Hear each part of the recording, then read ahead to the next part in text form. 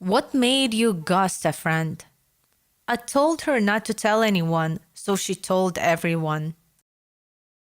I've grown to learn that no secret is safe if it's shared with anyone, even to someone you deem trustworthy.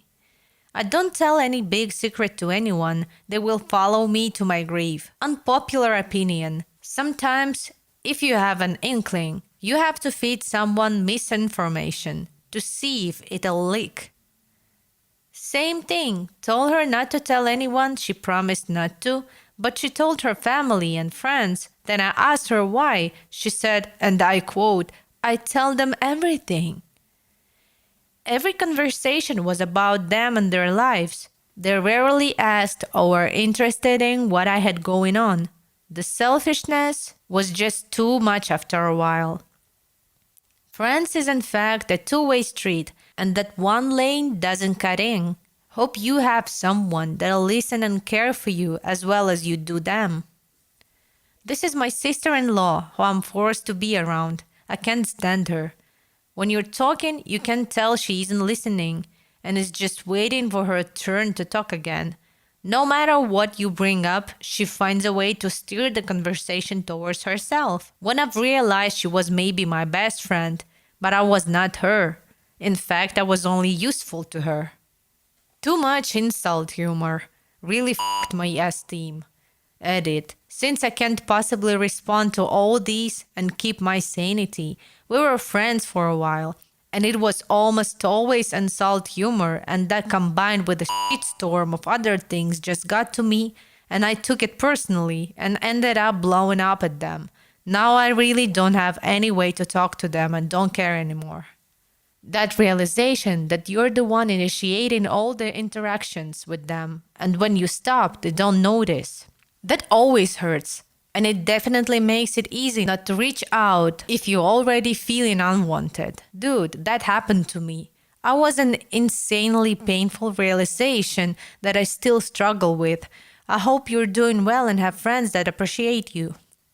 The fact she wasn't putting effort in our friendship and just texted if she needed something. And she always made me feel like I'm not welcome and wanted. So, no, thanks. He failed to care for my dog when dog sitting. Same. I was getting super close to an old friend from college. His new wife and their kids. We were going out of town for like a week and asked him to dog sit. It was the worst case scenario. They neglected my fucking dogs. There was at least 2 days where they didn't get let out or fed and left my younger dog in his kennel for like 24 hours. That seems like a very legitimate reason to break up with someone, let alone ghost them. When I was in college, I, male, and a friend, male, went out drinking with a mutual friend, female. We drank enough to decide to all crash at my apartment, which was within walking distance of the bar. My female friend passed out on the sofa as soon as we got there. I shut the shit with my friend for about 10 minutes before he started talking about my passed out girl, looking at her and saying things like, I could fuck her right now and she'd never know. I'm ashamed that I didn't kick him out. What I did was stay up all night sitting in a chair next to her, just to make sure he didn't rape her. That guy. Needless to say, I ghosted him after that night.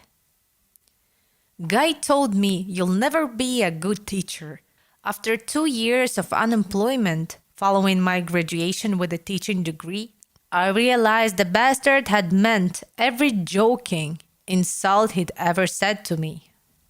I still have relationships which throw around a lot of humor like that, but it comes from a place of absolute trust. We know each other's no-go spots and the stuff we can joke about each other on. Generally, it's riffing off stupid shit we've done, not who we are or what we believe. My best friend growing up was a kid I lived next door to from the age of 9 until 18. At school, he would pretend not to know me, so he could seem cool to the popular kids. He would invite me places, then ditch me. He would break plans so he could free up time to hang with his cooler friends. That shit got real old, real fast. When I was 18, I moved to the other side of town. We were growing apart more and more, but I would still try to hang out with him when I could. Well, one day he asked me to come over to his house and play Tony Hawk's Pro Skater when it first came out. I was so pumped that I walked 3 miles to his house only to be told that he was going to go hang out at his other friend's house instead. But could I babysit his brothers and sisters? Needless to say, things weren't the same after that. I stopped answering his calls. He would stop by and I would leave just to avoid him. He would make plans to hang out and I never bothered going. I just gave up on trying to be friends with that guy. I tried so hard for almost 10 years just to be a good friend to him, and he just pushed me to the wayside. Maybe I'm an asshole for stooping to his level, but I don't care anymore. When I realized a lot of the things that made her laugh were at my expense, she thrived off of humiliating me. Too much insult humor really fucked my esteem. I had a friend who could only do insult humor. It really wears on you after a while, and they usually can't make criticism about it either. It was only a joke and such excuses. I grew up with my family mainly using insult humor. It super wore me down and I was super depressed all through middle and high school because of it. Every time I would ask them to stop, they would be like, "Why can't you just take a joke, Elizarus? You're so touchy." For a long time there was a running joke, but also they thought it was true, that I was such a bitch who never admitted when she was wrong. From every other source in my life that was not the case and certainly isn't now. Literally, my sister started calling my dad Papa Bear, my mom Mama Bear, herself Baby Bear, and I was Bitch Bear. It was fucking constant.